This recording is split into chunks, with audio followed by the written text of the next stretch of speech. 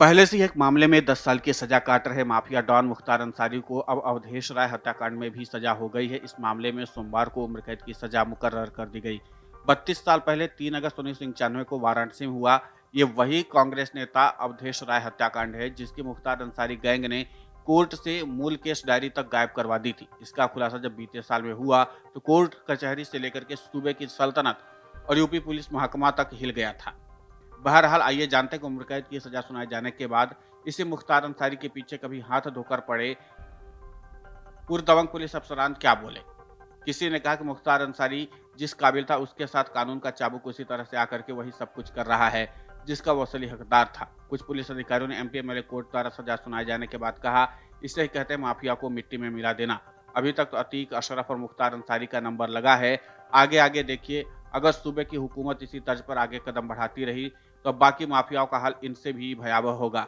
अवधेश राय हत्याकांड में कोर्ट से उम्र कैद की सजा सुनाए जाते ही मुख्तार अंसारी को अब एहसास हुआ होगा कि अपराध की दुनिया सिर्फ इनसे पीड़ितों के लिए ही तबाही का मंजर लेकर के नहीं आती है।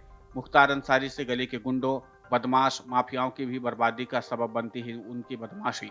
आपको बता दें कि वही मुकदमा है जिसमें कानून के शिकंजे और सजा से खुद की गर्दन बचाने की गलतफहमी में इसी मुख्तार अंसारी ने कोर्ट से केस डायरी गायब करा डाली थी। इसके बाद भी मगर कोर्ट ने मुकदमे में पेश पुलिस की तफ्तीश को वजह देते हुए मुजरिम को उम्र कैद की सजा सुना दी। ये कोर्ट की तो आन बान शान की बात है ही।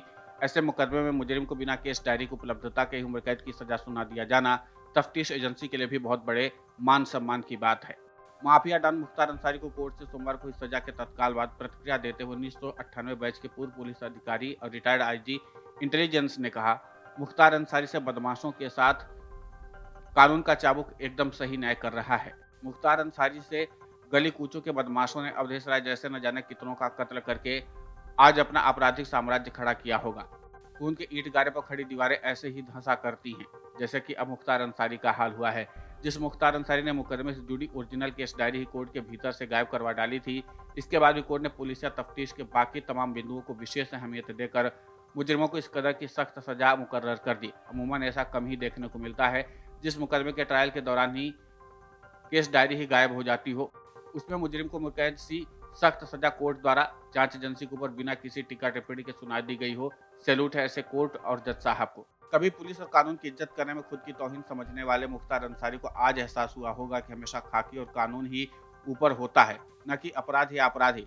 आज उम्र कैद की सजा सुनते ही मुख्तार अंसारी एंड बदमाश कंपनी के तमाम बीते 30-35 साल की गलतफहमियां दूर हो चुकी होंगी। अवधेश राय हत्याकांड में मुख्तार को ही उम्र कैद ने उसे समझा दिया होगा कि बदमाशों की जगह समाज में नहीं बल्कि जेल की सलाखों में है।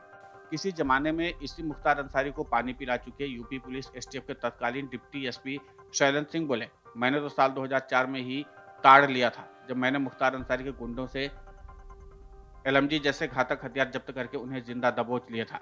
उस मामले में जब मैंने इसी मुख्तार अंसारी पर पोटा जैसा कड़ा कानून ठोका तो सूबे की तत्कालीन हुकूमत तिलमिला उठी थी।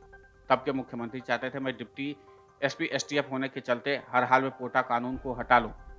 मैंने जब इनकार कर दिया तो मुझे सूबे की सरकार ने गिरफ्तार करके जेल में डाल दिया। आज उसे मुख्तार अंसारी को उसके किए की सजा मिली है।